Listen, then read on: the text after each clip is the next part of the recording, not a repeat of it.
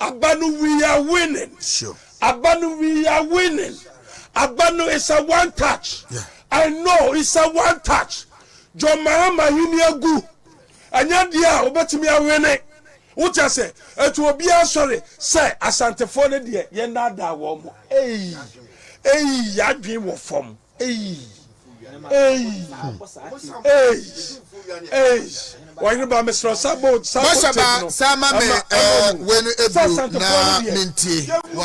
You know, like I always say, Ghanaians have short. Like I always say, Ghanaians have short memory. You can lie to them today, and by tomorrow they will forget. Let us finish hard. Keep lying to them and get all the votes. The Asantes are believing the lie and are coming out to support. So let's finish hard. MPP for Debiano Dada Asante for Omu Asante for the Biso Mwe Jimmy. Itana me Yama Aya Asante for ni bi. Omu Dada mo. Into sorry no and the Omu de audio fake audio better system nim. John Mahama say sa na ma yebisin de. And the Bawumia campaign communications the odi any miracle abwaje otumi na TV so say oh mo kai say John Mahama be ka kire Kumasi for say den ye di or the gold cry ye kwan a obi enya ade asantefo di be so e be sin de ye pe audio na John Mahama ka asase de bi ni ho kwasiato ka asem na Ghana for ma waba sa na ma ye be si ande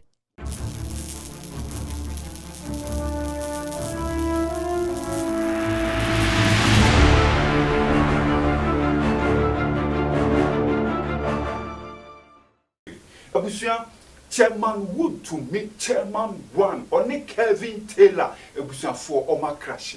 Oma Crash, I may say, enye crash, Ketua Kra. Ne DNT and Abusia for Omuminu, Oma Crashes are. Nina, former President John Dramani Mahama, ni Obiobia, Eliki, Abusia for a moon semono, and no day, a moon semono may say, a coffin sembe, Ayeden, Abba, Abusia for a dear and sem, and that is a former President. Okokaye former President John Dramani Mahama Abusia for ni NDC mpanyimfo ni bi eyeden ekohia na no anode to o manim say entro na omutwa no omunyere wo ho entwa ntro no because eye adwuma kasa omu koswa entwa ntro enkyere Ghana for because Ghana for eyeden ntro ni di nto omunyere wo ho papa no wiye anode source say Asante for no so Abusia for entro no omayeden oma jintro ne di enti omu pompe ho omu pushing ntro no enyeden emma omu no ma gie di nti Abusia this year dear onim say Asante region to abayeden amo no former President John Dramani Mahama because entro no omu jidi na Abusia for osadi source bi mu say security forces bi a omayo omu say omu support MPP no momu fi omu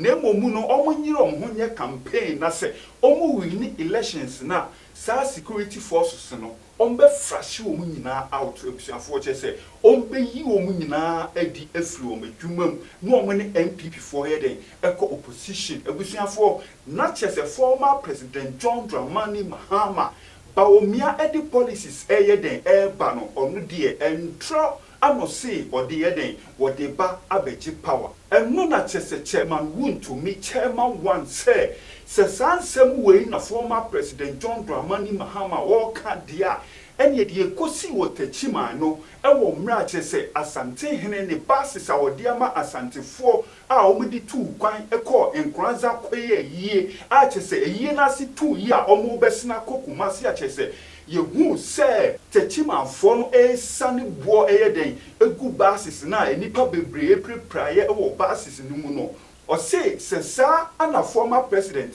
kan dia ene dia koso ewo techima no wonim hu bi ankasankasa wonim hu bi Abusuafo Chairman Wontumi nsem no nso a okaye no ana a charge Kevin Taylor Abusua wono nso waba out amesi wo defend the left and right wono nso defend the me say aye butu mo de amuni covid onum Mr. Mo Asante man and this for anya dia omu be pay asam da hwe se enura dai na ye wura ka basis ekoyayi Media me send this for the church. Media me say Mahama nim hu. Media me say Mahama nim hu bi. Me say yeah madwuma no security. Me say Mahama nim hu bi. Because who's training some and then somewhere can be tell about keka. Atem di dia hodo ya ba ahimfu bi be free so ya ba bring ahimfu bi powers down. Ani ade ya hey na Mahama won fere. Who slow say you work moka ekoya yi na muye tututuo edi bom Asante man mo sorry Asante man mo sorry Asante man mo sorry Asante man mo sorry o Asante man mo sorry no bia di ho dance say eye campaign no ye wura Dr. Mahmoud Bawumia wa ye oye no na ne yire ye na Kufuado OP hospital aye atina da ukwada brabehwe hospitals ahodo a Akufuado o sa banu aba bie anu dia masanteman hospitals ahodo a ye dia man ye yin nyina no sa pipini ho a hospitals na nkoso bi o hwe emrante ne mabawa adwuma ena mope chama Wontumi me say me gira me wura Dr. Alhaji Mahmoud Bawumia na mu sir aye 5,000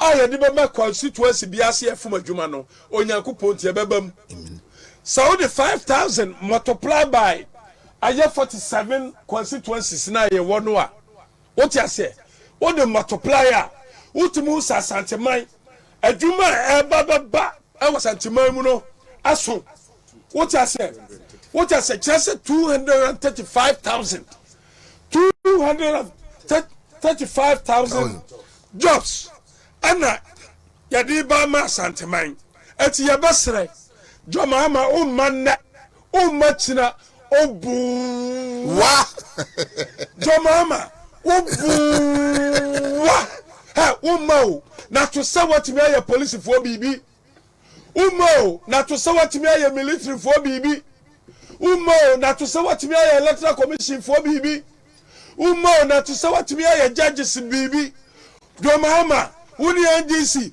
mo bu wa bibia no wa besie jo Mahama bibia no wa besie ha meka ade a kire obi ase obi apie no nkotuna ba awa bla sumdue wo obi ko anwodifo fie kofuna de bade je sa okekere no obi ko anwodifo fie enko jo Mahama huru sai olusu aba no eti some who say I be no person wakeka abanu we are winning sure abanu we are winning abanu is a one touch yeah. I know it's a one touch jo Mahama hiniagu anya dia obetimi awene ucha say etu obi asori say Asante for ne de ye na da wo mo adwen wo fom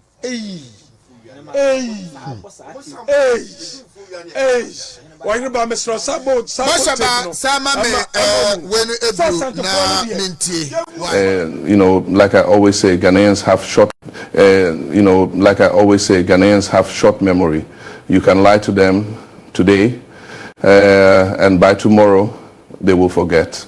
Let us finish hard. Keep lying to them and get all the votes. The Asantes are believing the lie and are coming out to support. So let's finish hard. For the security forces, let's manage them till we finish the election, then we can flush them out. Okay. You know, like I always say, Ghanaians have short memory. You can lie to them today and by tomorrow they will forget. Let us finish hard. Keep lying to them and get all the votes. The Asantes are believing the lie and are coming out to support. So let's finish hard. For the security forces, let's manage them till we finish the election, then we can flush them out. Okay.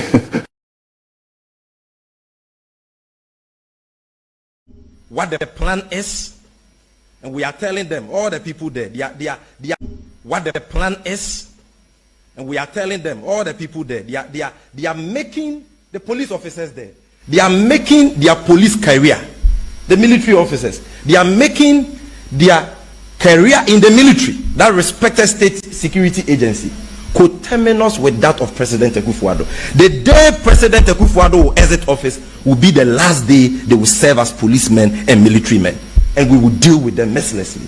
That is a message we are sending across to them. We will serve as policemen and military men, and we will deal with them mercilessly. Men and military men, and we will deal with them mercilessly. That is a message we are sending. A year lesson 2024. So what year sembi say ya ayo obi asade. Ayo obi asade. Na mesre say abano obi asu emie nani na onhwem 2016 ya kwakoto abano. Na Charlotte say no oni afa. Na Kudalok no oni afa. Na Kofi Boachi ni afa. What you say? That's you winning 1 million votes. No, John Mahama. Sa NDC ni biara John Mahama mudi ballot papers. Adibe so some fabre biano. Wa kasa no wato wuo amena. Wa kasa no wato wuo amena. Sa John Mahama adi ballot papers. Amu tom printing. No mo de memo 2016 ya chi omo. 2016 ya chi womo miaka sana mkoche womo. 2016 miaka sana mkoche John Mahama. Miaka sana mkoche John Mahama. Eti why any ballot paper sidi bi de ba maw. Na obaje ballot paper no. Saudi bibi shawo ho. Na ukwa wudi akwa koshem. Wankasa wato amena. Oti ase wankasa wato amena. Oti ase menka hwe. But the person me can say you near my baby yenya. But who ya ketwa ya be say. Me say ya near my baby. We have a lot of things to do. We won't do it, but when you do less, we will do big. Aduma kumetra. Sabro for the ona ya. Isaac, yeah. I am bro for you. The American said. Education wise, it's one of the best. What is that Krobodu say? What is this Kwam Kwachi? The essence of communication said you all can be at yes. You all can be at yes. You all can be at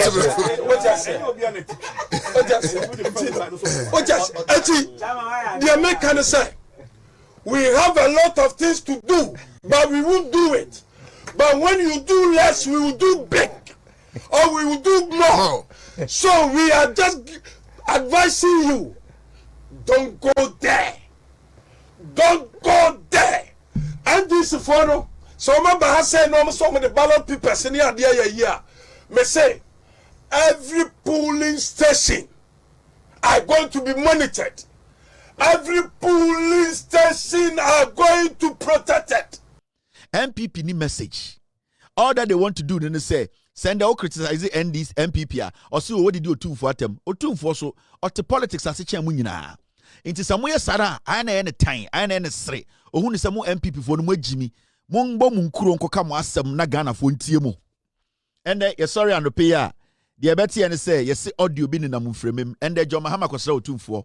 And John Mahama catch you 2-4 say, yes, sorry, on the pay MPP for Nana Danko for the Jubilee House, or my audio be a between from him. Said John Mahama cassette 2-4. John Mahama say, in Tokobia, I almost say John Mahama say, a Techima Assembly, see or no, John Mahama the Shas here, sign your man a winning elections, be a chum. Mon candy mobile to my Yama Santa mine. A fake news. So what is our audio no? So be can say audio be about bontin a computer a AI generated a computer na dey John Mahama enka bibianti 2-4. John Mahama enje bibi body bianti asanteman. The same way John Mahama enje bibianti entafo, entie awonafo, entie bonofo, entie ayemfantefo no. John Mahama has said nothing. NPP for ni message. NPP for debia no mo dada asantefo. Omo asantefo ni bi se omo agimi. Intana me yama eye asantefo ni bi. Omo dada mo. Into omo sorry no. And the omo de audio, fake audio better system nim. John Mahama say, sa na oma ye besin de. And the Bawumia campaign, communications, the odi any miracle abwaje. Ultimate na TV so o say oh, mo kai say John Mahama be catch the Kumasi for say, dien ye di or the gold cry ye kwan a obi enya ade asantefo de be so. E besin de. Ye pe audio na John Mahama ka asase de bi ni ho. Kwasiato ka asem na Ghana for ma waba. Sa na oma ye besi ande. Saa no maye the NPP has no message. And we see onim asanom de dada Asantefo ababedua for all these years yete pathway omuntumi nka no kora nkyira Asanteman. And Asante mebunu almost we said that be pathway form so omo yankwasiafo Asantefo ebi I imagine say sankwasiade na NPP di omaye na eye every time we be you see every time biano MPP per se omo underestimate Asantefo intelligence. Because they link everything about NDC to Asantefo. Why is say omo koye audio no omo ka say John Mahama can say chire nzamafo. Adentina sa jandam no omo ya omo ka say audio we John Mahama e ka say chire eye yana. Adentina omo ka say John Mahama e ka say chire bono hene kese. Anase John Mahama o ka asem we fa denchirafo ho. John Mahama ka asem we afamfantefo o hene kese ho. De bia MPP ya jandama omo say NDC John Mahama ka asem fa Asantefo ho because MPP for no Asantefo no so obojimi. Those are the things ema Asantefo ri bia niji. Anamo studies ade no. De bia jandamo ba se ka say John Mahama ka asem John Mahama yenka so aketia infantefo. Yenka say John Mahama aketia enzemafo. Yenka se waketia ntafo srebufo ya na yenka se wakatia bonofo yenka se wakesetia eyedien dagomafo de bia yesi John Mahama akasetia Asantefo Asante hene because MPP no almost steady Asantefo ri bia hu se sebio omomu bi na jimi inti de bia no they link everything to Asantefo ade kitikiti bia Asantefo so betena se adwene ebusa nsem no omomu bi nye no mubu ofu obehwem no na MPP abedi omusika ko sa na omde bia. And that is something that has gone on for years. Intende, the young generation in the Ashanti region, omotia santimemuno, they are beginning to understand say MPP ni diomu diagro, MPP ni huomu so jimi. It is clear. MPP continuously underestimated the intelligence of Asantefo, and into the biano, almost sorry, no ma can sama John Mahama no, omonka se John Mahama some no, or catch there in Zamafu, that be on ye. MPP for your audio, omonka se John Mahama didn't have what omonka se Infantefo that be Enzemafo that be Bonofo they be almost say John Mahama did Asantefo atem because MPP no almost steady Asantefo musa Asantefo ni be Jimmy. Because when they hear stuff like that, they get excited. Omujin said nefe no MPP na a play mo. Omu de monimu chuchu form, omu redeem wa che. Inti ama the young ones name said that be pathway and kwasiafo party. Omo person mo dada Ghana, omo person mo dada ye. Inti sorry no another audio aba. They are lying. Mamundi omundi message.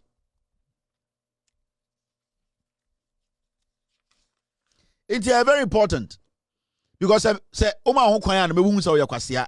Say wa ma ho kwan I can never see you to be a fool. Inti oma hu say de bia omoto sansam ne ba sebio ye nuanama Asantefo bi besom without asking questions. And intina de bi omo yes ade no so mo study every time bia message bi be say John Mahama kan asemi no entia bonofo de bia ya Asantefo Asante hene. And I will study it. John Mahama de onkasentia bonofo da onkasentia nzemafo da onkasentia Infantefo da onkasentia eyentafo da onkasentia obi de bia John Mahama kasentia Asante hene. And am kasa montina sin study it monya mo analysis ana aya sometimes montina se na musa mo say na de na de bia de audio bia bia se John Mahama kasentia tumfo into John Mahama ahemfo maka de ultimate come wasem because omo hu say mumu bi dodo no mo nhye dem musa nsam into omo use mo ache from 1992 dom dey am abesin den no they always link John Mahama, they always link something to menshia no mo dey dada mo mumbusa question mo sewia na ebie afari na ebie me say de magazine no ya these are questions, these are serious questions. Omo person be busa questions no obi to me sorry and John Mahama ba Asante no say yenti obia o kan way on kan bibia MPP for aka to obi mutrim and omo de gi monimu nyam and de bia na yeti finim no omo de animu nyam no konkran and the asenso boache a ne maame Asante ni a ofiri bantama ne konsa boduaba onam nkran and obaba na him adan a we be interchange bebia ne furu mahye no mensia ne furu mahye Asante asenso boache ntumi fa ne sankere one interchange, one hospital, one regional hospital ntumi fa ne sankere Asante ni batin kran ema yetwetwene bema ema say mabeye interchange won kran Jimmy. These are the things you need to worry you. Sanyamo will say Asantefo ni bi. When I say hamu. na de ope adepa akokotoko de yendi na bro no ende omo de adepa na nom de akokoma nkranfo na kotoko de debia no wa cha ase na kotoko di kotoko de kwankwan na odi na see good evening me se de ope adepa akokotoko no yendi na bro kotoko na akoduru nkran afi kotoko nya adepa o de amankranfo so obundi na kotoko de ade kwankwan na ope. These are the things you need to be asking yourselves. Omu boom enimtia, omu dadamo. MPP ni bibia ma Asante is a fact. What obusia any chairman Wontumi chairman one oni Kevin Taylor and obusia for mote wo mo kano omo nsemu a omo dia bayi edien ana wo kafa ho comment section ho no na kire wa adwen efa omo nsemu no ho hanum skeleton man TV be see a top for moi. The Bible won't say when your first time one any about subscribe me a notification so click all no sending video bia ye di betumo no won so sabe kan no nya bia sure be dasi bebre